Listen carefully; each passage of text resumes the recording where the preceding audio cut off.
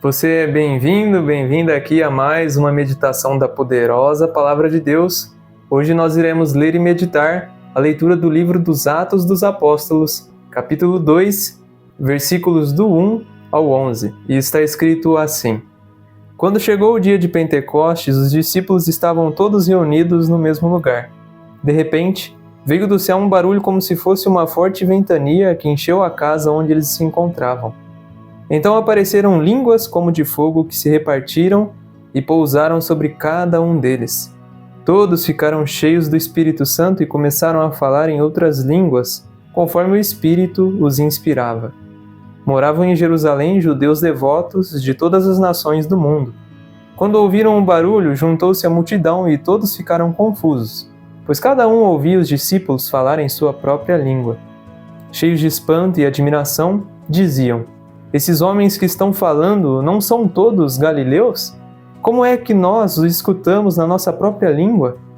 Nós que somos partos, medos e elamitas, habitantes da Mesopotâmia, da Judéia e da Capadócia, do Ponto e da Ásia, da Frígia e da Panfilha, do Egito e da parte da Líbia, próxima de Cirene, também romanos que aqui residem, judeus e prosélitos, cretenses e árabes, todos nós os escutamos anunciarem as maravilhas de Deus na nossa própria língua.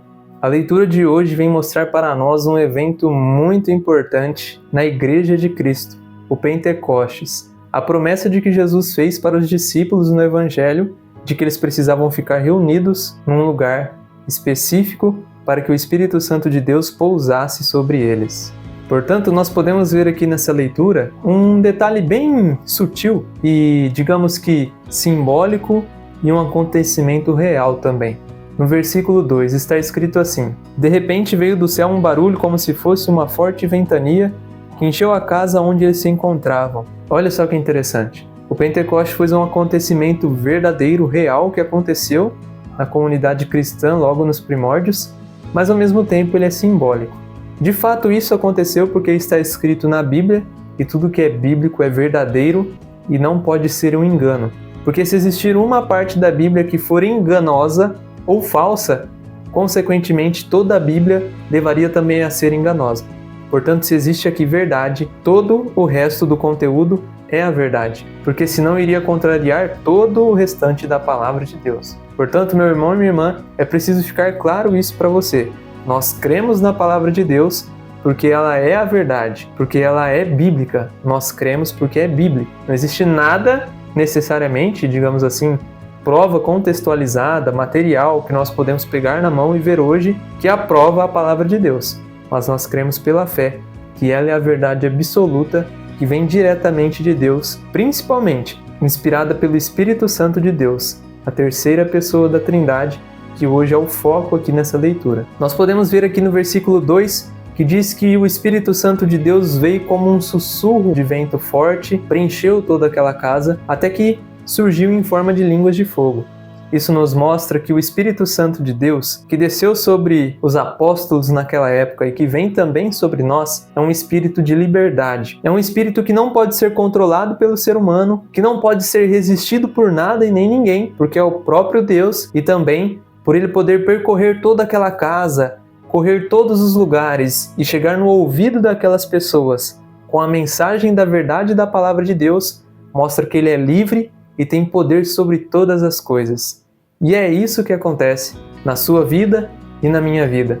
Nós vivemos por aí esperando milagres estrondosos, porque às vezes a gente acha que Deus ele não é criativo. Só para você ter uma ideia. Provavelmente já aconteceu um milagre na sua vida, alguma história, uma experiência que você vivenciou na sua família, ou com você mesmo. E você sempre fica imaginando, nossa, Deus podia fazer como Ele fez naquela época na minha vida, transformar minha vida de repente, me promover um emprego, recuperar alguém que está nas últimas no hospital. E às vezes a gente vive esperando esse mesmo milagre acontecer sempre, sendo que a gente esquece que Deus ele é o Criador, ele é livre, que nada nem ninguém pode resisti-lo. Portanto, Deus nunca vai repetir o mesmo milagre, porque ele é o Criador, ele é a fonte de toda a criatividade que existe. Portanto, ele sempre vai nos surpreender, ele sempre vai nos libertar e trazer para nós um conhecimento que nós ainda não temos. Ele vai sempre nos inspirar com algo novo que nós não esperamos, porque Deus Ele é o Criador, criativo e pode todas as coisas. Então fica claro aqui para nós hoje esse poder do Espírito Santo que existe dentro de você e dentro de mim. Esse Deus que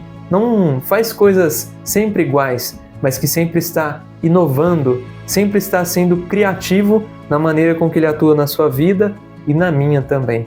Todos os dias acontece um milagre na sua vida, um milagre que você nunca viu, porque Deus não repete os milagres. Ele pode até salvar aquela pessoa que um dia Ele já salvou, seja numa situação de últimas no hospital, mas Ele sempre vai fazer algo novo. Ele nunca vai repetir os mesmos feitos identicamente, porque Ele é o nosso Criador. Esse é o Espírito Santo que vem sobre nós hoje, nesse dia de Pentecostes. Que Ele possa animar o seu coração e que a partir desse momento você saia daqui feliz e alegre, sabendo que o Deus que habita dentro de você te fez livre de toda a escravidão que o pecado um dia trouxe sobre a nossa vida. Amém? Que Deus abençoe você e toda a sua família. Foi um prazer estar aqui com você mais uma vez. Amanhã, se Deus quiser, a gente se encontra novamente. Um grande abraço e até mais.